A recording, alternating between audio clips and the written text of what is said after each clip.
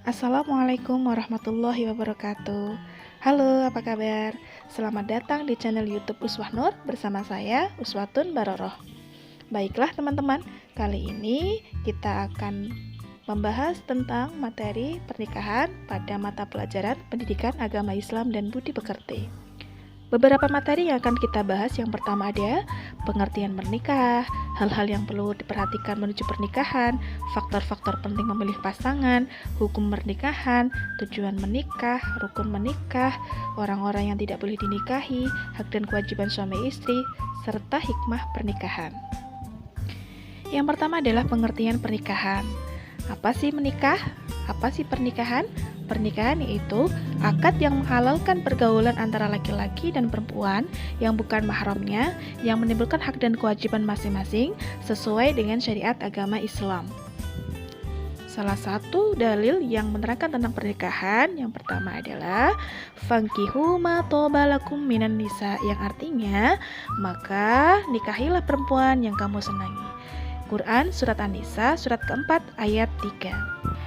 Ada beberapa pengertian menikah yang dipakai Al-Quran berkaitan dengan menikah, yaitu yang pertama ada uqdatun nikah, yang berarti bentuk perjanjian yang kuat dalam ikatan pernikahan. Yang kedua zawaja, yang artinya pasangan. Yang ketiga mitsaqun ghalidhun, yang berarti ikatan yang kokoh. Yang keempat mawaddah warohmah, yang berarti bentuk kasih sayang yang dirahmati. Baik teman-teman, selanjutnya yaitu faktor penting memilih pasangan. Hal ini sesuai dengan sabda Rasulullah SAW bahwa faktor-faktor penting memilih pasangan dibagi menjadi 4. Yang pertama, satu agama atau satu keyakinan. Yang kedua, hindari pasangan yang buruk kepribadiannya. Yang ketiga, tetap memelihara kesucian diri dalam pergaulan. Yang keempat, memohon pertimbangan kepada Allah Subhanahu wa Ta'ala melalui sholat istikharah. Bagaimana dengan hukum menikah? Hukum pernikahan bersifat kondisional, artinya berubah menurut situasi dan kondisi seseorang dan lingkungannya.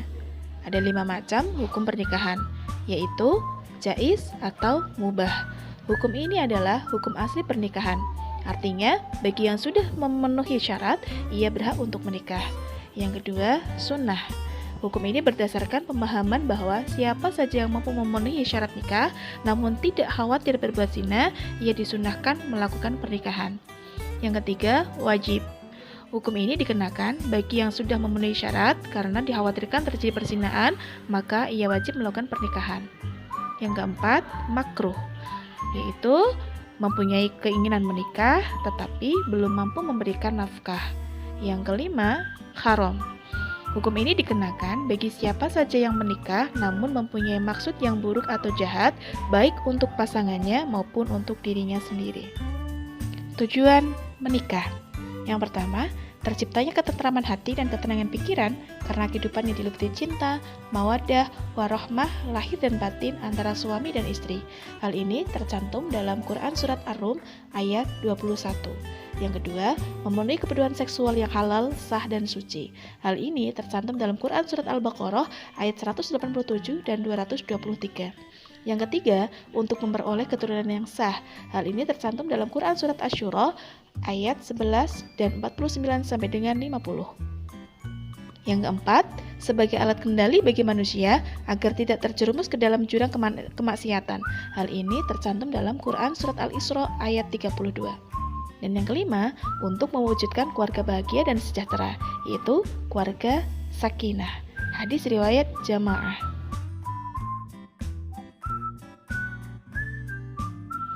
Rukun nikah. Rukun nikah diantaranya adanya calon suami dan calon istri, ada wali nikah, adanya 2 orang saksi, adanya akad atau sighat atau ijab qabul. Ternyata tidak semua orang bisa dinikahi. Berikut sebab haramnya wanita untuk dinikah. Yang pertama karena keturunan, yang kedua karena pernikahan, yang ketiga karena persusuan, dan yang keempat karena dikumpul. Sebab keturunan yaitu ibu dan seterusnya, anak perempuan dan seterusnya ke bawah, bibi baik dari bapak ataupun ibu, anak perempuan dari saudara perempuan atau saudara laki-laki. Kemudian sebab pernikahan yaitu ibu dari istri atau mertua, anak tiri apabila ibunya telah dicampuri, istri bapak atau ibu tiri, istri anak atau menantu. Sebab persusuan, ibu yang menyusui, saudara perempuan sepersusuan. Kemudian sebab dikumpul, yaitu saudara perempuan istri, bibi perempuan dari istri, keponakan perempuan dari istri. Setelah menikah, maka suami istri akan punya hak serta kewajiban. Yang pertama, kewajiban suami, yaitu menjadi pemimpin, memelihara, membimbing, dan bertanggung jawab dalam rumah tangga.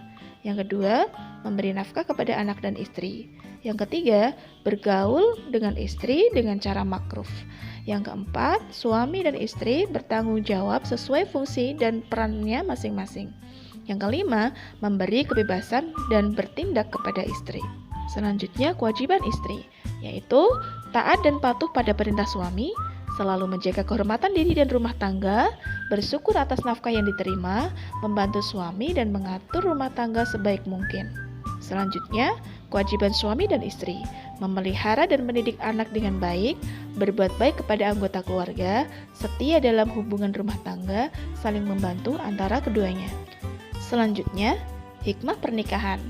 Hikmah pernikahan diantaranya menenteramkan hati, menyalurkan hajat fitrah biologis yang halal, mendapatkan keturunan guna melanjutkan hidup yang berkualitas, membina silaturahmi kedua keluarga, menghindarkan diri dari penyakit-penyakit kelamin yang merusak fisik, mental, serta terhindar dari krisis moral dalam masyarakat.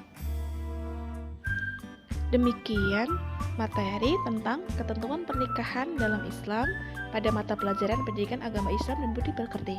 Semoga bermanfaat dan mohon maaf atas segala kesalahan. Saya akhiri. Wassalamualaikum warahmatullahi wabarakatuh.